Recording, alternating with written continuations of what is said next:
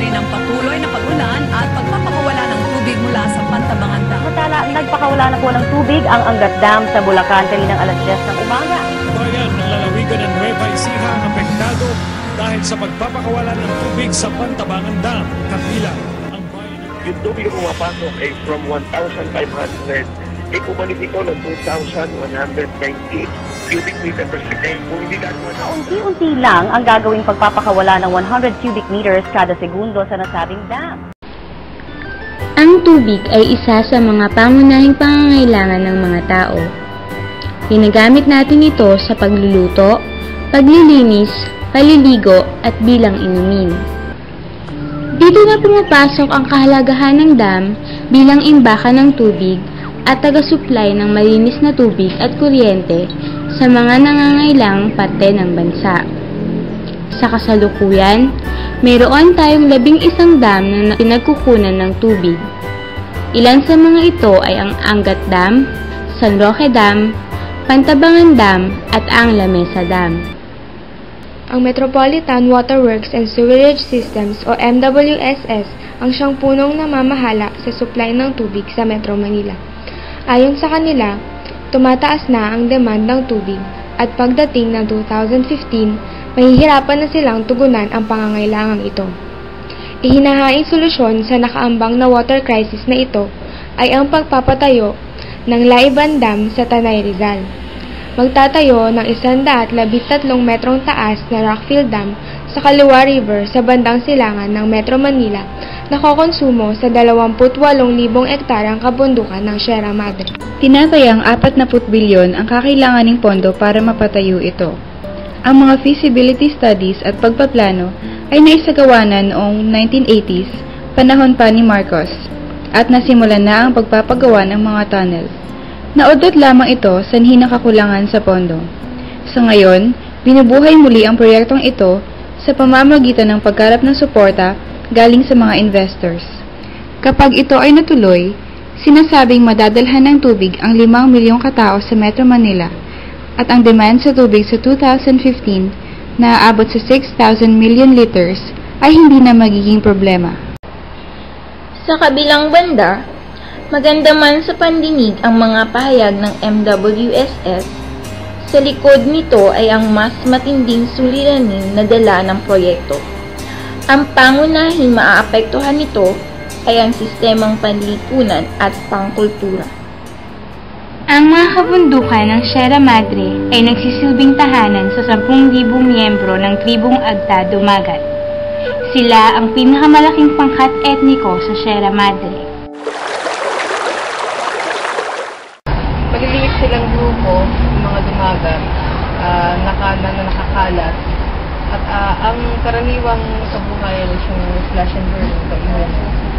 So, kaya dahil maliit nga silang group, meron din silang parang paraan ng sa ekonomiya ng palipat-lipat. So, siguro nung unang mga panahon, sila yung mga grupong nomadic. Yung hunters and gatherers, tapos hindi sila talaga nag-settle. At dahil dun sa laki ng mga areas nila, kaya nilang mabuhay sa ganung paraan. At dahil maliit sila, madali para sa kanila na magpaikot ito. Nagmamatter yung laki at sa saka yung lawak ng areas na ang katawag na ang first government. So, parang meron kang minamarkahang lugar na doon ka talaga magtatanim. So parang may claim na dito sila. May claim ka, pero hindi yan as parang tulad ng concept natin na title na kung akin yan, hindi pwedeng gumaan ng kung sino man o no trespassing na. Kasabay ng pagpapatayo ng dam ay ang paglabag sa ilang karapatan ng mga katutubo. Ang unang rights ng mababae yung karapatan sa lupang ito. So, parang hindi pa man nandiyan yung gobyerno, hindi na yung katutubo. So, siya yung may-ari, kumbaga kung hindi man natin namin private na concept, pero siya yung may-ari ng Sierra Madre. At portion of ng Sierra Madre, yung area ng Rizal na affected ng Laiban Dam, kanilang lupang yung yan. So, wala pa yung maraming mga tao dyan na settlers galing sa ibang lugar, lupa na yan naman. So, yung non-recognition ng ancestral, yung right of ancestral. Pangalawa, yung na-violate niya yung karapatan sa sariling pagpapasya. So, So, bakit yung government yung nagpapasya dun saan paano gagamitin yung mga lupa ng katutubo? Hindi na isagawa ng maayos ang konsultasyon sa mga katutubo dahil walang free, prior, and informed consent at pinagkaitan pa sila ng kanilang lupaing ninuno. Una yun ay teritoryo ng mga katutubo. Ang mga katutubong Remontado at saka Agta Dumagat ay nakatira doon. And the government made that project na hindi naman nila kinonsulta yung mga katutubo. By law, the government has to undergo a free, prior, and informed consent. And they have not done that. Walang formal consultation na ginawa at wala pa rin pagbigay ng permiso ang mga katutubo. That belongs to ancestral domain of the indigenous people. Well, ang mga katutubo kasi nakatira sa kanilang lupaing ninuno, and land is part of their life. Sila ay attached to their life, to the land. And if they lose the land, you practically kill them, literally. Kasi ang kanilang kultura ay nakabase din sa kanilang tinitirahan. So, even if you relocate them, they will not be able to recover again their identity. That's practically genocide for them. Aside from the fact that ang lupa ay ang kanilang pinagkakakitaan. It's their livelihood. Ang mga Agta Dumagat ang pinakaaktibo sa pagtutol sa Laiban Dam Project. Dahil sa tumitinding oposisyon, itinalaga ang mga puwersang militar sa kanilang lugar para maiwasan ang anumang sagabal sa pagpapatupad ng proyekto. Mga leaders na lumalaban dyan, pinatay. Halimbawa, si Nicanor de los Santos, pinatay siya noong 2001. Sabi nila, hitman daw siya ni Gloria, pero sa kalagitnaan ng Antipolo, pinatay siya. Sa kalagitnaan ng Fiesta, nung lumalaw si Gloria, pinatay siya ng Task Force Panther. Tapos maraming mga IP dyan na nag-unite noon. Kasi 8 barangay yun eh. So yung mga katutubo, mga chieftains dyan, nagkaroon sila ng isang alliance, ng organization. Tapos yung mga IP tsaka yung mga peasants na hindi IP, nagkaroon din ng isang unity din dyan. So yung mga leaders na nag-lead nung ganong klaseng unity, sila yung nakaras na military ng 2000. But the first part ng 2000, parang gano'n. So, ano yung mga ginawa sa kanila? Yung isang leader, pinasa ng sarili yung kamay. Tapos, nilagyan ng mga bala yung dito. Tapos maraming hinana yung mga katutubo. Tapos naka-squat ng gano'n. Tapos sa ilit ng araw. Tapos yung leader na nire-respect ng community, pinagapan nila sa putik. Tapos, siyempre, parang dahil ganun katindi yung terrorism sa kanila, kurang sila ng Kamtapinpin. Second ID, military. So, lahat ng mga ROTC sa Manila, dyan nag-train. So, sila yung mga scout rangers naman yan. So, sabihin, military camp, nasa likuran ka ng military camp. At doon sa loob ng mga barangays, merong mga satellite camps.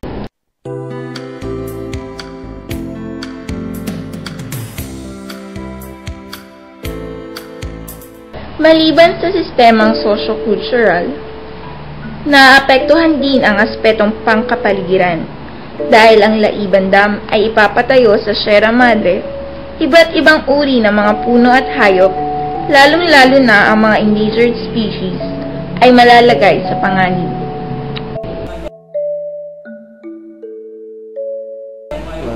Unang-una, yung loss of biodiversity. Kukunin ng dam ang mga tubig sa iba't ibang ilog para i-concentrate sa isang lugar lang. So, meron tayong tinatawag na riverbank ecosystem at ito yung isang unang-unang mawawala sa usapin ng backwater ng mga dams. Yung loss of habitats along the riverbanks at alam natin na ang ating mga rivers, may kasabihan na tayo, river stabilization. Buhay din yan ng mga, sa environment kasi kasama ang tao, di ba? Buhay yan ng mga katutubo. Ang ilog, diyan sila kumukuha ng kanilang pagkain, diyan sila kumukuha ng kanilang tubig inumin. Kabuhayan nila yan, navigation area nila yan, at higit sa lahat, bahagi yan ng kanilang mahabang kultura ng ating mga katutubo. Ito yung unang-unang mawawala sa pagtatayo ng mga big dams na katulad ng Layban Dam. Pangalawa, yung mga significant na mga bahagi ng lugar, katulad halimbawa ng mga caves, no? May mga malulubog na caves, yung mga natural landscape, katulad halimbawa ng mga waterfalls, no? Malulubog lahat yan sa usapin ng backwater. Pagdating naman doon sa drainage niya, mawawala talaga yung buhay nung sasarhan na mga ilog. Mawawala lahat ang mga ito. Sa sandaling i-check mo to, harangin mo yung tubig, hindi na maging natural yung flow, hindi na maging natural yung buhay ng mga ilog na to. At ikatlo, sa usapin ng biodiversity, maraming mga endemic na species na mawawala, na natatangi lang sa atin talaga itong mga ito. At yan yung kanilang buhay. Kasi meron tayong tinatawag na mossy forest, meron din tayong tinatawag na lowland forest. Karamihan ng ating mga lowland forest ay nandun sa mga tabi ng ilog, yung mga mabababang bahagi. At yan ay mayaman sa biodiversity na hindi nila dinavalue yan. Hindi nila tinitingnan yan. Ang mahalaga sa kanila ay kumita. Ang Sierra Madre ay kinakapalooban yan ng samut-saring buhay na dito lang makikita at vulnerable na talaga sila at mahalaga sila sa ecosystem natin. Kondisyon niya ngayon, mahina na yung kanyang watershed. Dapat nating tandaan, ang buhay ng isang dam ay nasa buhay ng kanyang watershed. Kahit na meron kang dams, kung siraan yung watershed, ano mangyayari sa iyong dam? Ang mga anyong lupa at anyong tubig ay masasakripisyo rin. Bukod pa rito, nakukwestiyon din ang lokasyon ng dam, sapagkat nahahanay ito sa Marikina Fault Line. At lahat ng ito, kinakapaloban ng tanyag na Marikina Fault Line na kinakatakutan na maaring gumawa at maaring gumalaw. At sa structural ng dams talaga, hindi questionable yan. Alam naman natin na wala namang magaling na struktura pagdating sa lindol.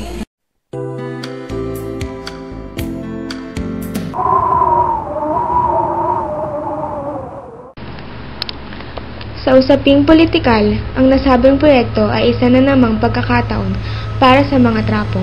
Sa laki ng gagastusin para sa proyekto, hindi katakatakang sasamantalahin ito at kukurakutin. Tapos, yun nga, yung gastos din niya. Yung gastos niya ay utangin na naman. So, babayaran din lahat. Kaya naman ginagawa yung malaking proyekto na yun. May percent. Oo, kasi malaki ang kanilang kikita, ang mga makakatong nila, yung mga korap nila. Sabi SOP, kung $1 billion kasi ang Layban Dam.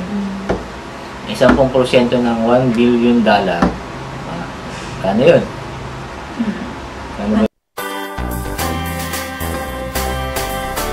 Sa kabila nito, ano naman kaya ang posisyon ng lokal na pamahalaan ng Tanay ukol dito? Sasabihin nila, sige, may kausapin. Pero iba naman ako sapin pag nandun na Pero kung mayor lang kasi, hindi masyadong gano yung sariling gobyerno kasi yung mga militar. Hindi ko sila nakita. Ang ginagawa nila dun, ang ginagawa nila parang mabawasan na lang yung mga race na kumbaga.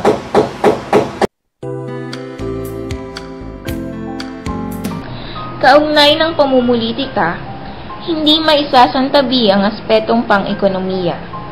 Malaki ang epekto nito, unang-una na sa mga taong mawawala ng kabuhayan dulot ng pagkawala ng kanilang lupain. Ang proyektong ito ay nangangailangan ng malaking pondo, kung kaya't kakailanganin pang mangutang na naman ng ating bansa. Kapag naisakatuparan na ang Layban Dam, isa pa ring issue ang malaking posibilidad na tuluyan ng makontrol ng San Miguel Corporation ang pagsusupply ng tubig. Kapag tinayo ba yung dam, dahil ginagawa nilang excuse yun para dun sa tubig ng may taga-Maynila, diliit ba yung gastos ng mga taga-Maynila? Magiging sentimo ba yung babayarin yung tubig para pag tinayo yung dam? Or mas lalaki pa kasi hawak siya ng pribado. Sila yung magsasabi kung magkano yung may monopoly. So, halimbawa, ang San Miguel Corporation is siya yung nagpo-propose ng dam. Malaking portion ng Meralco ay hawak ng dam din doon. So, ano yan kung titingnan mo yung industry, mga strategic industry, hinahawakan ng mga major players. Nagre-recruit pa siya ng maraming mga foreign So, bawa, itong huli niyang kinakausap, based sa ilang mga balita namin, JB, Japan. So, pag pumasok ka dyan, uutangan na naman ng gobyerno ng Japan, tapos magiging pagka sila yung kinabang sa kita nila, dahil pwede nilang pataasin at pataasin yung presyo ng kuryente at ng tubig. At the same time, yung mga Pilipino naman, sila naman nagbabayad ng utang dito sa project na tinayo ng government.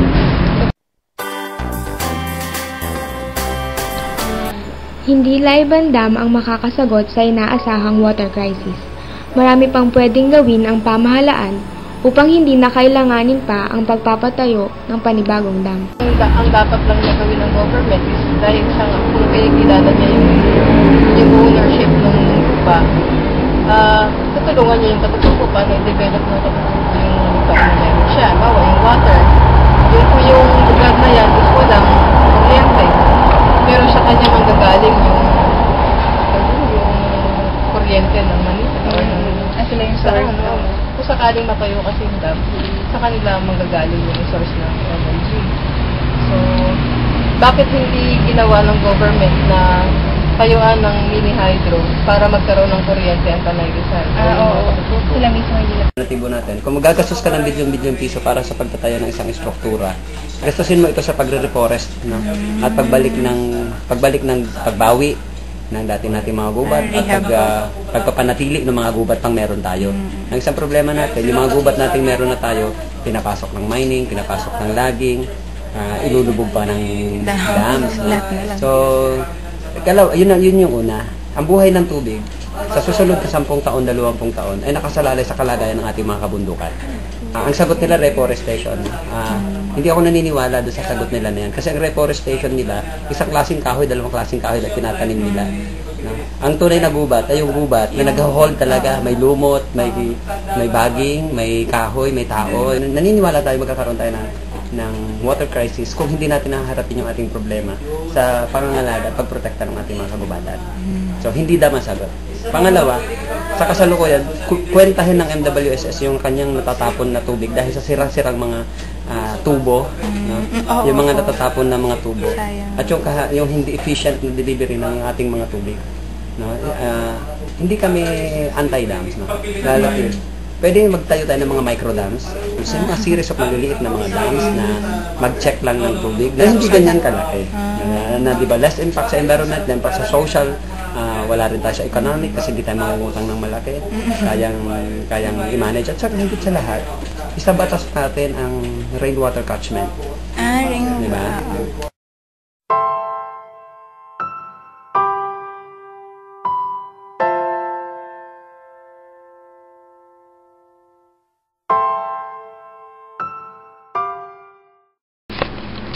Para sa MWSS, sagot ito sa nakaambang na water crisis. Para sa mga trapo, sagot ito sa kanilang pagpapayaman. At para sa mga kapitalista, sagot ito sa kanilang inaasam na pagmomonopolya.